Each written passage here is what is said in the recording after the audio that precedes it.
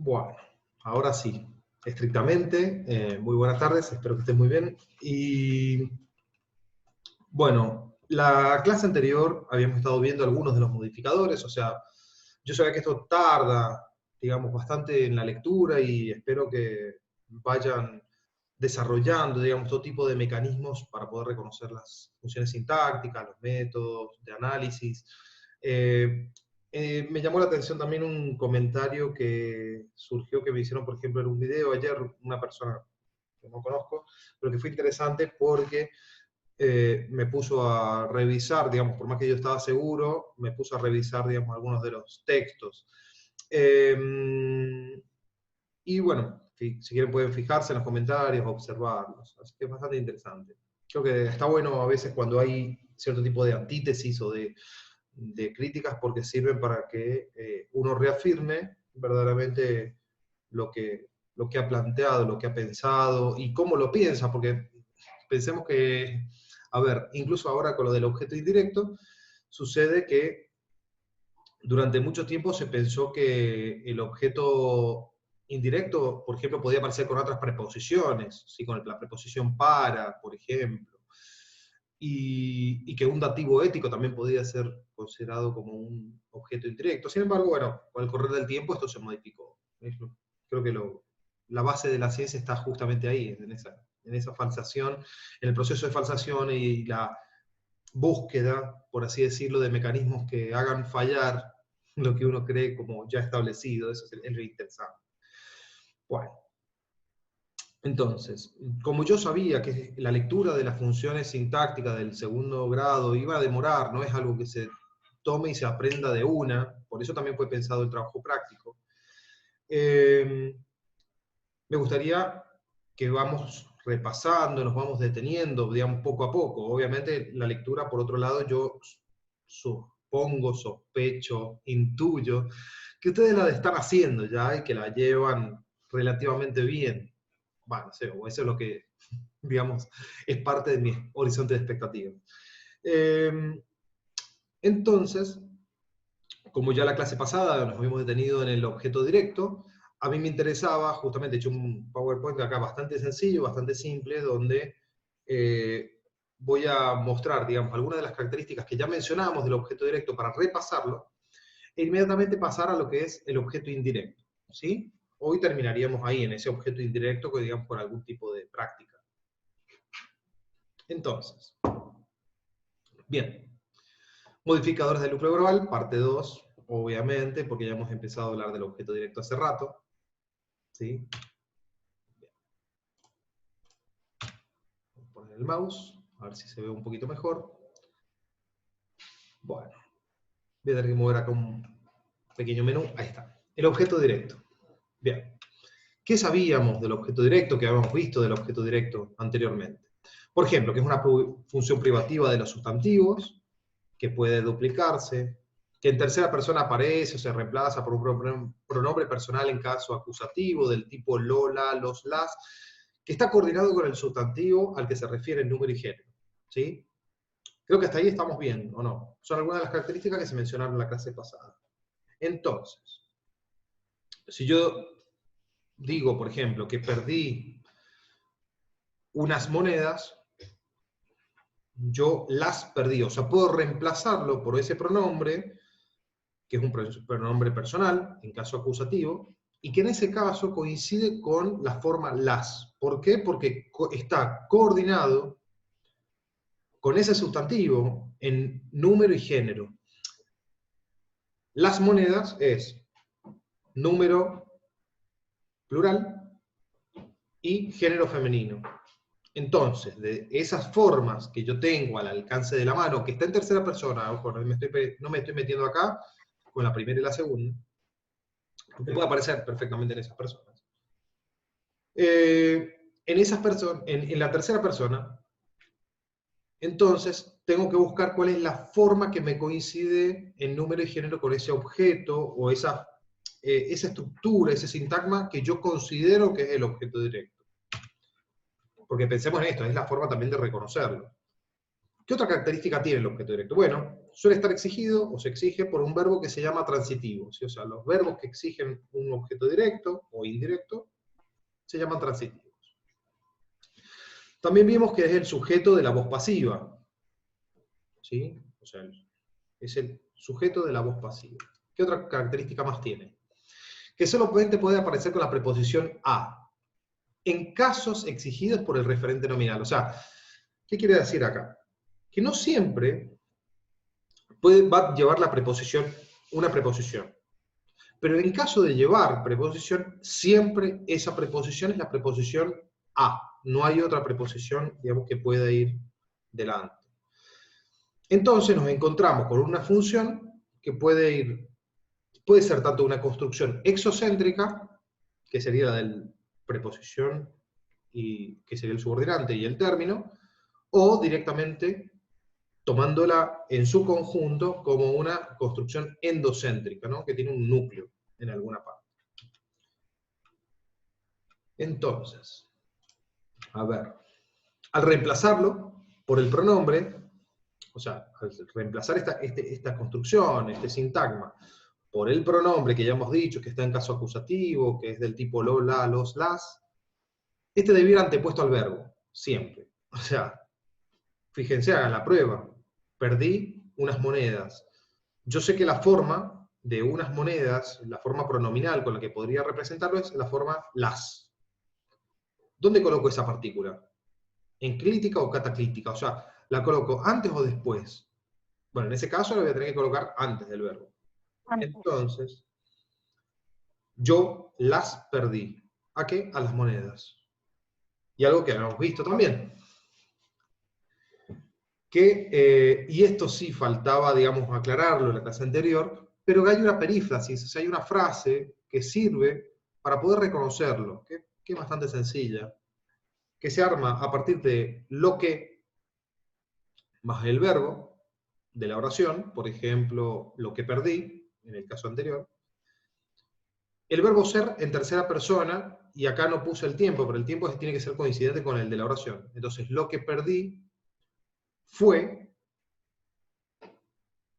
más la función, digamos, más lo que yo considero que es la función de objeto directo.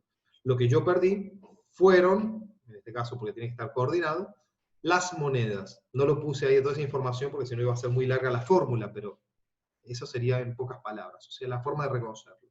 Fíjense cómo queda, después de toda esa estructura, lo que queda hacia el final, después de ese verbo ser, es el objeto directo, en ese caso. Entonces ya hemos visto que puede ser el sujeto de la voz pasiva, de la pasiva perifrástica, ¿no? A través de esta otra estructura puedo reemplazarlo, puede ser duplicado, etcétera, etcétera. Eso es una serie de datos que hay que tener en cuenta. Ahora bien, ¿qué pasa con su contraparte? O sea, ¿qué pasa? Ya hemos dicho también que la gramática tradicional consideraba que el objeto directo era sobre el que recaía directamente la acción y el indirecto sobre el que recaía indirectamente la acción. Esto va a tener muchos debates, o sea, va a tener muchas contradicciones o muchas, digamos, por así decirlo, muchas refutaciones a esa postura. Pero bueno, no me quiero meter en ese tema por ahora, porque si no va a ser mucho lío. En el caso del objeto indirecto, ¿cuándo aparece el objeto indirecto? ¿Cómo se representa? ¿Cómo se ve? ¿Cómo me doy cuenta que una forma es un objeto indirecto y no un objeto directo? ¿Cómo hago para saberlo? Bueno, a ver, acá traje directamente copia y pega de un fragmento del libro de Ofelia Kobasi, que es uno de los que yo les dije, que está bien, es bastante viejo, tiene algunas cuestiones gramaticales con las que por ahí o posturas en cuanto a la lingüística con las que nos podemos parar en contra y refutar, pero hay que reconocer que fue un trabajo bastante profundo y exhaustivo, o sea que por ahí echar mano a ese libro no viene nada mal. Este está en el volumen 1, fíjense donde aparecen los modificadores del núcleo verbal, y ahí está justamente esta característica. ¿Qué dice el objeto indirecto acá? Si pueden leerlo ustedes, no sé si alguien se anima, no sé si están preguntando y por ahí el audio no me anda, porque a veces pasa que la ficha maldita me jode, pero bueno, ustedes dirán.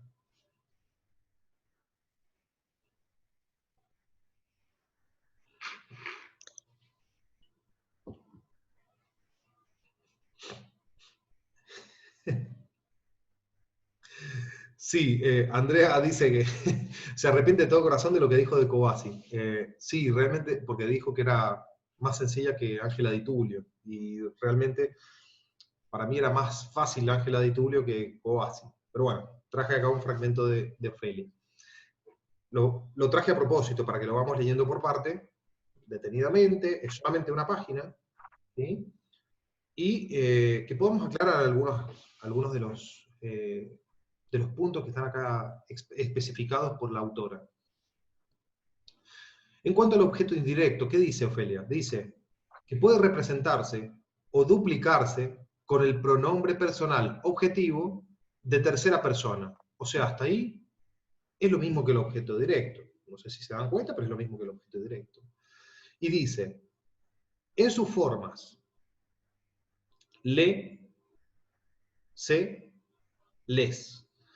O sea, se puede reemplazar en alguna de esas formas, ¿no? En el le, se y les. Y ese se entre paréntesis, que es también algo que yo he colocado. O sea que, a diferencia del objeto directo, que es lo, en tercera persona aparece como lo, la, los, las, acá aparece como le, se y les, la forma para reemplazar lo pronominal. Y por conmutación con ellas, las objetivas de primera y segunda persona. Bueno, ya dijimos que pueden aparecer los objetos directos e indirectos en primera y segunda persona. Acá estamos, me parece que es más fácil entrar por la tercera, antes de largarnos a ver si una partícula me es objeto directo, es objeto indirecto o es otra cosa. Por ejemplo, me corté el pelo, ¿sí? Lo cual es verdad y creo que va a ser cómo me quedó. Pero bueno, entonces, la función de objeto de indirecto no es afectada en la transformación activa a pasiva. Ahí tenemos un punto importante en relación a la diferenciación con el objeto directo. La función de objeto indirecto no es afectada en la transformación de activa y pasiva. Si pueden después, subrayen, anoten, o ya saben, digamos, remarquen, hagan lo que sea. Eso quiere decir que cuando yo me encuentro un enunciado que tiene un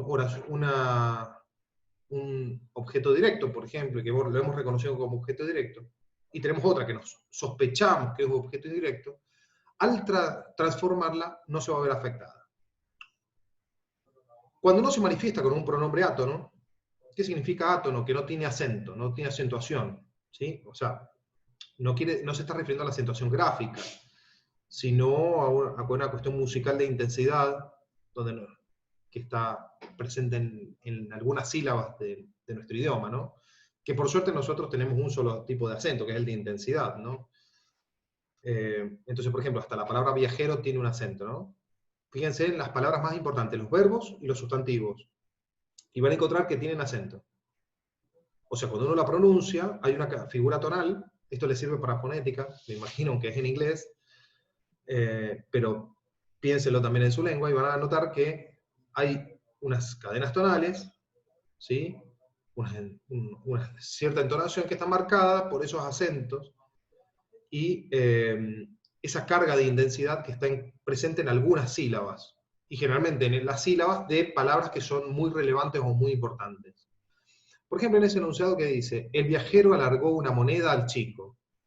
Fíjense, el viajero, o sea, el artículo no tiene acento, ¿ven? Es átono. El viajero alargó una moneda al chico. El viajero alargó una moneda al chico. Y ven cómo termina descendiendo el tono de voz. Bueno, entonces yo ahí en ese enunciado puedo reconocer que hay ciertas partículas que son tónicas, o ciertos términos que son tónicos, y ciertas otras que no. Entonces, ¿qué dice acá? Que cuando no se manifiesta, volvemos hacia la lectura de eso que está en los primeros renglones, cuando no se manifiesta con un pronombre átono, aparece como una construcción exocéntrica con a. O sea, ¿qué quiere decir? Que cuando no se manifiesta con el pronombre le, les, se, va a aparecer con una preposición que es casualmente, igual que en el objeto directo, la preposición a.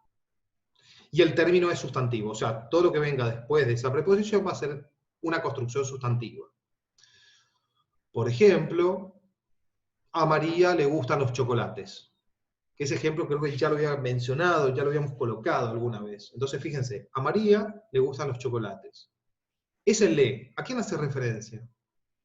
O le gustan los bombones, creo que era el ejemplo que había puesto. Entonces, en ese enunciado, le gustan, me está indicando los bombones. Ese es el sujeto de la oración, bombones.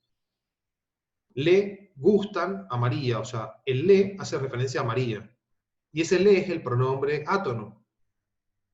Entonces, le gustan, fíjense cómo se nota que no tiene acento, pero cuando no es el pronombre, tiene que aparecer con el, digamos, explayado, descrito de otra manera, por ejemplo, a María, va a tener la preposición a, y lo que venga después es un sustantivo, una construcción sustantiva.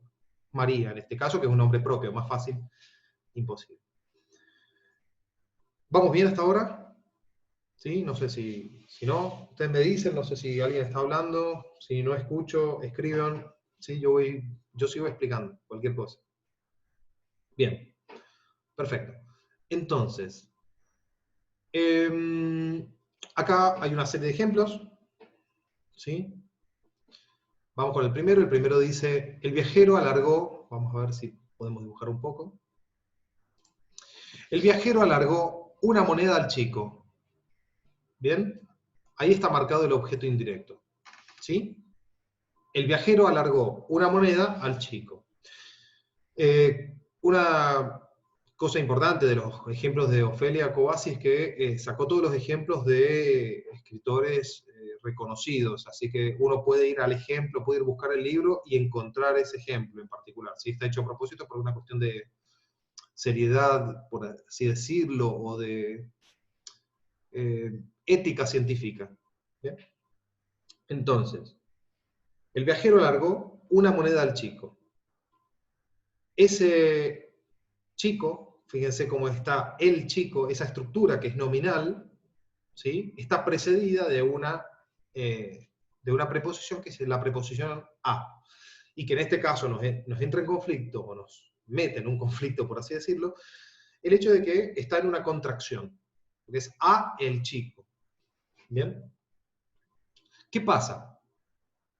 La representa nominalmente después, o sea, lo que sucede es que después ella lo reemplaza, ¿sí?, a este sintagma por el pronombre. Y entonces queda, el viajero le alargó una moneda.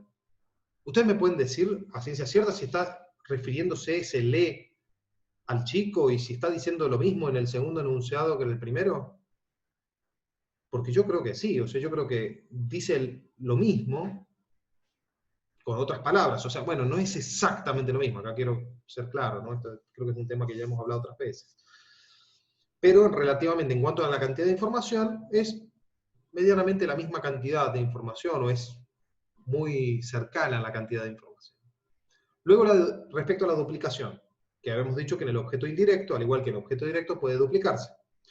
Dice lo siguiente, un pobre hombre le debía 500 pesetas a la familia de Azorín.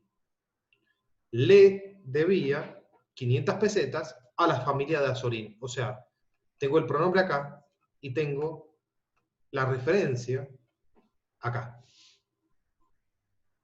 pospuesta. Lo que debían son esas 500 pesetas. De hecho, ustedes podrían jugar y transformar las oraciones a voz pasiva. Pensemos en la primera. ¿Sí? Pensemos en la primera. Y eso es lo que va a hacer después. Pero pensemos en la primera. El viajero alargó una moneda al chico. ¿Cómo sería? ¿Cómo sería la oración en voz pasiva? Y yo me imagino que sería algo así como... Habíamos dicho que el objeto directo era el sujeto de la voz pasiva. Entonces, una moneda le fue alargada, le fue largada directamente. No me gusta cómo pues, queda esto de le fue alargada por el viajero. Yo acá lo puedo duplicar al chico. ¿Sí? De hecho, en vez de haberlo puesto reemplazado, podríamos haber reemplazado por el pronombre, también lo podríamos haber puesto de otra manera. Una moneda fue largada por el viajero al chico.